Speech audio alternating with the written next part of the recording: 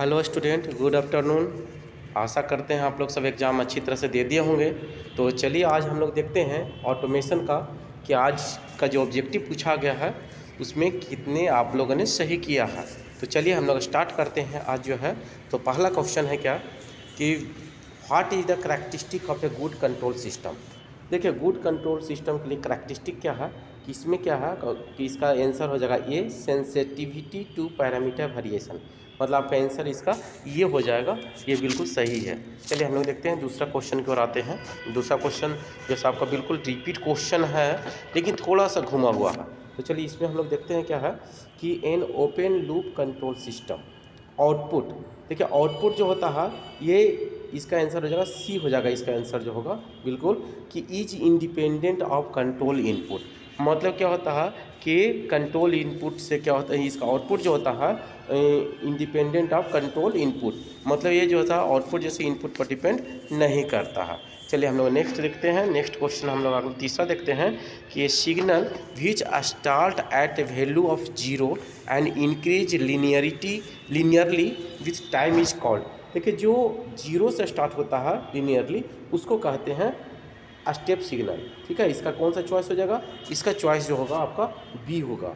ये जो है इसका आंसर क्या हो जाएगा? इसका बी हो जाएगा। ठीक है, चलिए अगला हम लोग आगे देखते हैं।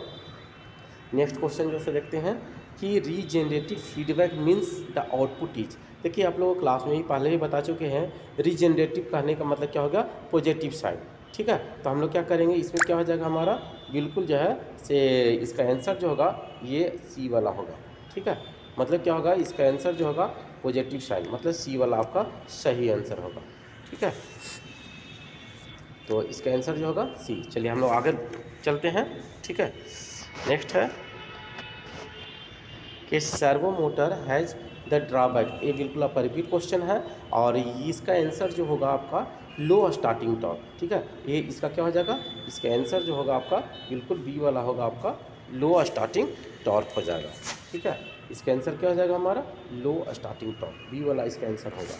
चलिए तो हम लोग देखते हैं नेक्स्ट क्वेश्चन जो है से हम लोग आगे बढ़ते हैं। अगला जो है 6 नंबर कि the transfer function of a system use to determine. देखिए ये भी क्वेश्चन जैसा आपका बिल्कुल रिपीट क्वेश्चन है और इसका जो सही आंसर आप लोगों को भी पता होगा, फिर भी हम लोग देख लेते हैं कि इसका सही आंसर क्या हो जाएगा। इसका सही आंसर होगा the output for a given input. इसका हो जाएगा ए चॉइस आपका हो जाएगा। ठीक है, आउटपुट जो है गिवन इनपुट पर ही डिपेंड करता है ट्रांसफ़र फंक्शन में। चलिए नेक्स्ट हम लोग देखते हैं। नेक्स्ट 7 नंबर क्वेश्चन आ जाते हैं। हाँ चलिए, बिल्कुल बहुत अच्छा क्वेश्चन है। देखिए with damping factor S equal to 1। अब देखिए याद रखिएगा कि डैम्पिंग फैक्टर जब एस इक्वल टू 1 होता है तो क्रिटिकली डैम्प होता है। ठीक है, क्या होता है ये? क्रिटिकली, ये जो होता है बिल्कुल एक क्रिटिकली डैम्प होता है। ठीक है, तो इसका कौन सा ऑप्शन हो जाएगा? इसका बी ऑप्शन होगा। चलिए अगला नेक्स्ट क्वेश्चन हम लोग देखते हैं। नेक्स्ट जो है सो कहता है कि the rise required for the response to reach half the final value for the first time is. अब देखो फर्स्ट टाइम कहता है कि द टाइम रिक्वायर्ड। ठीक है, द टाइम रिक्वायर्ड जो होगा इस कंडीशन में क्या होता है, इसका आंसर आप लोग याद रखिएगा, इसका होता है डिले टाइम होता है। क्या होता है? फर्स्ट टाइम जैसे रिस्पॉन्स जो होता है इसका जैसे आंसर जो होगा आपका बिल्कुल इसका आंसर होगा बिल्कुल डिले टाइम होगा। ठीक है, कौन सा होगा मेरा? इसका जैसे आंसर हमारा डिले टाइम होगा। ठीक है, तो हम लोग देखते हैं नेक्स्ट क्वेश्चन को हम लोग आते हैं। इसका क्या हो जाएगा? इसका सी वाला चॉइस हो जाएगा, डिले टाइम होगा। चलिए नेक्स्ट हम लोग आगे बढ़ते हैं नेक्स्ट क्वेश्चन की ओर। ठीक है, 9 नंबर क्वेश्चन को देखते हैं। The effect of tachometer feedback is a control. अब देखिए टैकोमीटर का जो फीडबैक का जो कंट्रोल होता है, याद रखिएगा इसका होता है डैम्पिंग के द्वारा। कंट्रोल किसके द्वारा करते हैं? डैम्पिंग के द्वारा ही हमेशा इसका जो सो कंट्रोल होता है। तो इसका ऑप्शन क्या हो जाएगा? इसका ऑप्शन जो होगा, इसका ऑप्शन मेरा हो जाएगा सी हो जाएगा। ठीक है, इसका ऑप्शन मेरा सी नंबर हो जाएगा। चलिए नेक्स्ट हम लोग आते हैं, आगे बढ़ते हैं नेक्स्ट की ओर। नेक्स्ट जो है से 10 क्वेश्चन है। Which of the following is required for stability of N AC servo motor. ठीक है, देखिए एसी सर्वो मोटर के लिए एक आप लोगों को क्लास में बताया गया था कि इसकी स्टेबिलिटी क्या होता है, हमेशा इसका जो होता है negative slope on the torque speed curve होता है। ठीक है, नेगेटिव इसका जो स्लोप क्या होना चाहिए? इसका स्लोप इसका नेगेटिव होना चाहिए और इसका आंसर जो हो जाएगा ए वाला इसका सही आंसर होगा। चलिए नेक्स्ट हम लोग आगे बढ़ते हैं नेक्स्ट क्वेश्चन की ओर। ठीक है। देखिए 11 नंबर क्वेश्चन कहता है, 11 number, the output of the feedback control system should be function of. ये बिल्कुल आपका रिपीट क्वेश्चन है, आपका जो है रिपीट क्वेश्चन है, तो इसको हम लोग देखते हैं इसका क्या होगा।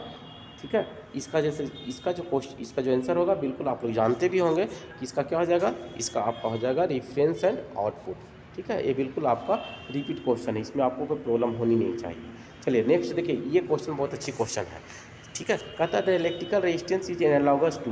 देखिए एनालॉगस टू होता है डैम्पर को होता है, लेकिन विस्कस डैम्पर है तो हम यहाँ पर जो है हम इसको लगा सकते हैं, विस्कस डैम्पर को जो है यहाँ पर हम लगा सकते हैं। यहाँ पर क्या हो जाएगा, चॉइस आपका ये हो जाएगा, विस्कस डैम्पर हो जाएगा। चलिए नेक्स्ट क्वेश्चन लेते हैं अगला। ठीक है, the critically damper system the damping factor of the order of. देखिए ऑर्डर ऑफ जैसे ही कहता है डैम्पिंग फैक्टर इसका क्या होगा, तो क्रिटिकली डैम्पर जब रहता है तो उस कंडीशन में हमारा जैसे जीरो हो जाता है। आपका जैसे इसका आंसर जो होगा इसका जीरो होगा, मतलब इसका जो आंसर होगा आपको बिल्कुल जैसे ए नंबर होगा। ठीक है, इसका कौन सा होगा मेरा, इसका जो चॉइस जो होगा आपको ये होगा। ठीक है, ये वाला होगा। चलिए नेक्स्ट हम लोग आते हैं अगला जो है नेक्स्ट क्वेश्चन की ओर। 14 नंबर कहता है क्या कि 14 नंबर क्वेश्चन क्या है, which of the following statement is correct. इनमें से कौन सा स्टेटमेंट करेक्ट है। A plant is controlled by the proportional controller. एक प्लांट है जो किसके द्वारा कंट्रोल होता है, प्रोपोर्शनल, मतलब पीआई के द्वारा। If the time delay element is introduce in the loop it's. अगर हम टाइम डिले एलिमेंट्स मतलब उसमें क्या आता है, एक लूप्स को अगर इंट्रोड्यूस कर देते हैं तो क्या होगा। ठीक है, तो फेज मार्जिंग इसका जो है सर याद रखिएगा, इसका जो फेज मार्जिंग हमेशा क्या होता है वो डिक्रीज कर जाता है। मतलब क्या हो जाएगा, इसका जो आंसर हो जाएगा, इसका आंसर हो जाएगा सी। ठीक है, फेज मार्जिंग क्या होता है, हमेशा डिक्रीज करता है। चलिए नेक्स्ट क्वेश्चन हम लोग आते हैं आगे। नेक्स्ट जो है आपका 50 नंबर क्वेश्चन कहता है the effect of internal controller on A steady state error and on the relative stability. ठीक है, मतलब अगर आपका जो स्टेडी स्टेट एरर और रिलेटिव स्टेडी क्या होगा इंटरनल कंट्रोलर का, तो याद रखिएगा इसका जो होगा इसका बोथ हो जाएगा, बोथ आर रिड्यूस। कहने का मतलब क्या हो गया कि बोथ इसमें क्या हो जाएगा, दोनों जैसे घट जाता है। मतलब इसका आंसर क्या हो जाएगा, इसका आंसर आपका हो जाएगा, इसका आंसर डी हो जाएगा। ठीक है, चलिए हम लोग आगे बढ़ते हैं। नेक्स्ट जो है सो देखिए 6 नंबर क्वेश्चन का था, by using PD controller to the second order of the system is system. देखिए जैसे ही पीडी को हम सेकेंड ऑर्डर में करते हैं तो ये क्या करता है, राइज टाइम क्या होता है, सेकेंड ऑर्डर में जैसे ही करेंगे तो इसका राइज टाइम जो होता है ये घट जाता है। इसका ये चॉइस होगा, ये क्या होगा मेरा, घट जाएगा। ये मेरा चॉइस क्या हो जाएगा, मेरा ये हो जाएगा। चलिए हम लोग आगे बढ़ते हैं नेक्स्ट क्वेश्चन की ओर। ठीक है, नेक्स्ट है use of derivative control result in.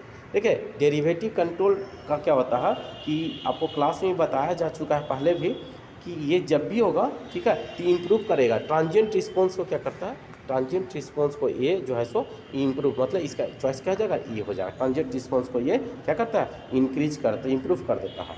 ठीक है, चलिए नेक्स्ट हम लोग आगे आते हैं।